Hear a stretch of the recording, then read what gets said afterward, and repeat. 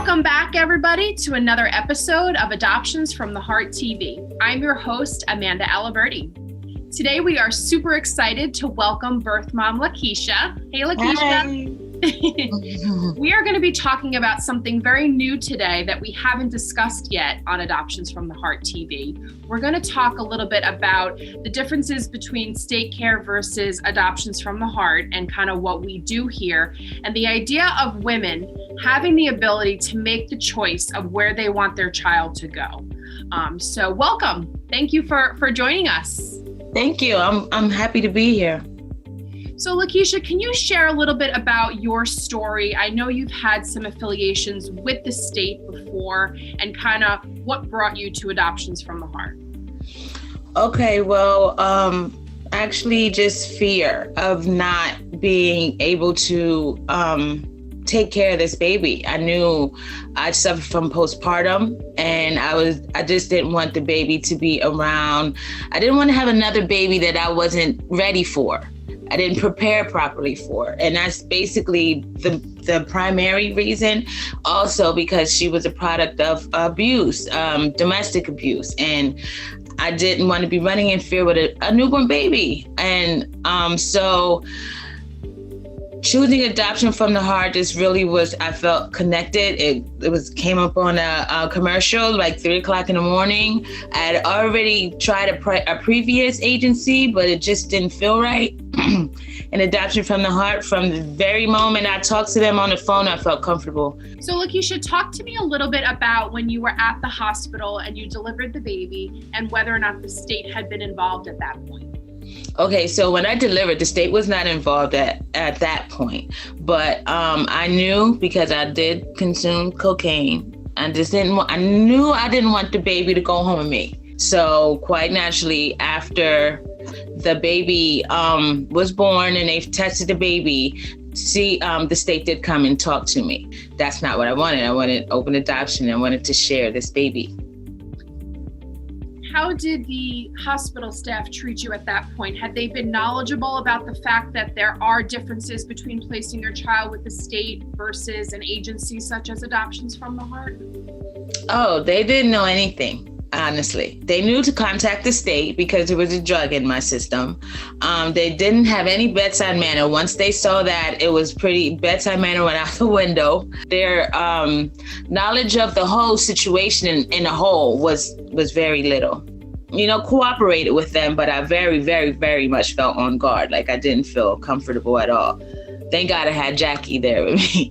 I was going to say, but it sounds like you had a good advocate on your side. Absolutely. Was able to support you in what you wanted, because ultimately this is about what you want, what the biological parent wants for their child. And absolutely. You really decided open adoption was what you wanted for this child. Yes. Jackie being there was just like my safe haven. Like she was there through thick and thin with me at nights. And by the time I left, the nurse was just like, "You are so strong." Like, oh my gosh, I hope you come back and see us. Like, this is so amazing. Like, their eyes were opened, and they, for the majority, like I said, there may have been one or two who kind of didn't understand. And by the time it was over, they did, but there were some nurses who were really happy to see the situation and see my character and to see where they shouldn't be so easy to judge, and, yes, but thank God for Adoption from the Heart. So I think exactly what you're saying, Lakeisha, is that it's really just a lack of knowledge. It's not that people are trying to be judgmental. I think just oftentimes, whether it's state workers or hospital staff or OBGYNs, they're just unaware of what private adoption, what open adoption can look like, as opposed to child ending up in the state. And we're hopeful that having platforms like this and women like you who are courageous enough to share your story can help educate people so that this won't happen again for other women. And people realize that you have options. You don't have to just place your child with the state if the state gets involved. Correct. Yes, that is very important, that I want the young ladies to know. You just want somebody by your side. You want them to have that empathy or that sympathy sympathy, and you want them to, you want to know somebody's right there to hold your hand, because you just do. You just need somebody to hold your hand. Really just being treated with dignity and respect. Yes.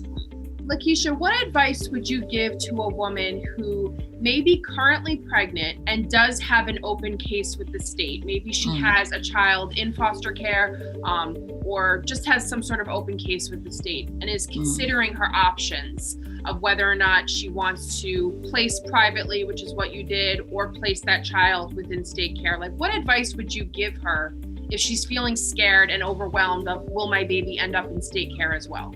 Think about what you want as mommy. How much interaction, when this is all settled and you have the baby, what do you want? Do you want to keep continuous contact with that child? Do you want to, honestly, this is no shade towards the state, but it's kind of rugged when you're dealing with them, because they're jaded. They're so used to dealing with these difficult cases, and they don't realize that there are moms out there who really truly just want help, so just think about all of that. What support do you have? Do you want to have constant contact with the baby? Do you not want to have contact with the baby? Do you want to choose the family, or do you want the family chosen for you? How much interaction do you want in the process before you choose? And ultimately, Lakeisha, did you get what you wanted out of this? Tell me about your child today and the family you chose. Yes. Oh my goodness. Yes. I'm so excited to do these things, because I want people to know this is an awesome thing. It can be an awesome thing. And, it's kind of like I'm developing or building my little family, unconventional as it may be. It's my family, and I call her my sister mama, and it was awesome. It is an awesome thing to be able to still thrive and get back up and do the things I need to do for my family over here, and just know that baby is getting to be a baby, and, she doesn't have to worry about the woes and the stress of what I'm going through. I'm extremely happy. Thank you. And then finally, what advice would you offer, whether it's hospital staff or that worker from the state that may be coming out to meet with you after you just had a baby? Like, what advice would you offer those folks of how they can maybe make a woman feel more comfortable when they're in that position? The golden rule. How would you want to be treated? I don't try to put I can't say don't be judgmental, that you're human, but take a moment.